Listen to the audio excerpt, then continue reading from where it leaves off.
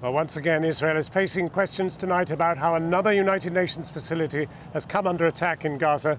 Tonight, the UN Secretary-General expressed his horror at the attack.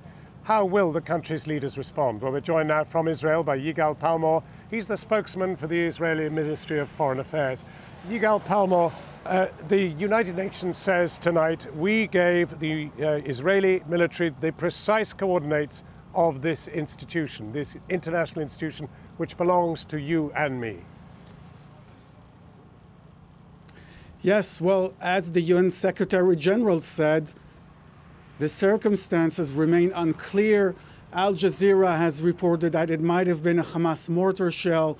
UNRWA spokesman tweeted that some Hamas rockets have fallen short today in that area.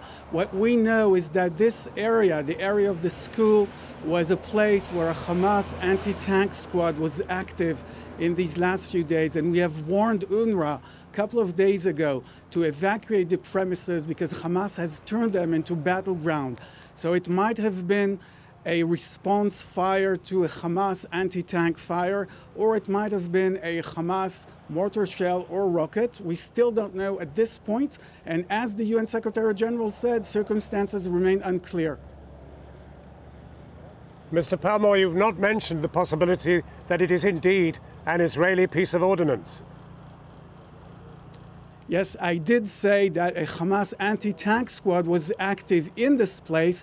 They fired from the school and from the immediate vicinity of the school anti-tank fire on Israeli troops. This is why we've warned UNRWA over the last few days to evacuate the premises. It could have been a response fire by the IDF to anti-tank fire from Hamas from within the school. They have turned schools into battleground. We've heard condemnations from UNRWA and the Secretary General when rockets were found stashed in UN schools. This is yet another abuse of UNRWA schools by Hamas. Well, the difficulty is that you've proved once again that it is absolutely impossible to deliver a forensic attack on anything without immediately causing civilian casualties, particularly amongst children. And you'll have seen the pictures of the children being taken away in ambulances. This is a complete disaster for Gaza and an even bigger disaster in a way for you, because if you cannot do these forensic attacks, you must not do them. Surely that is right. Yes, the pictures are horrendous and they are heartbreaking.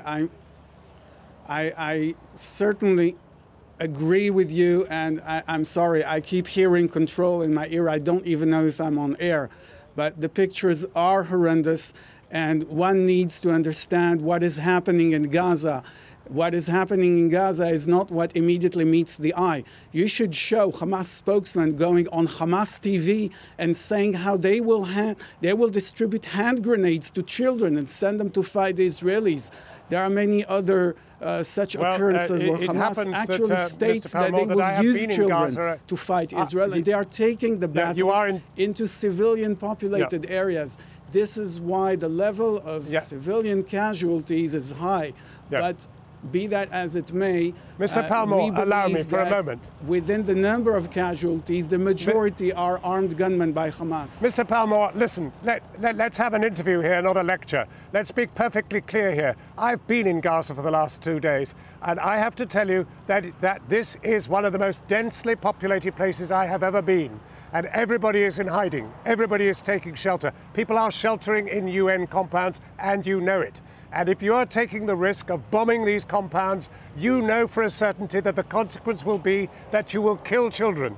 You will kill mothers and fathers. Why not stop? Stop now and start talking. I met Palestinian after Palestinian after Palestinian, many of them Hamas supporters, who want to talk, who want a truce and want a ceasefire. Why not talk? Well, who's lecturing now? Why are you not reporting that we have already agreed to a ceasefire? We have agreed to the Egyptian ceasefire and we have implemented it. We have waited for hours for Hamas to agree to the ceasefire. Mr. Palmor, you know that to be absolute nonsense. Rockets. That ceasefire, well, thank you for calling me names, but we have implemented the Egyptian ceasefire, and Hamas has breached it over a number of hours until we were forced to respond.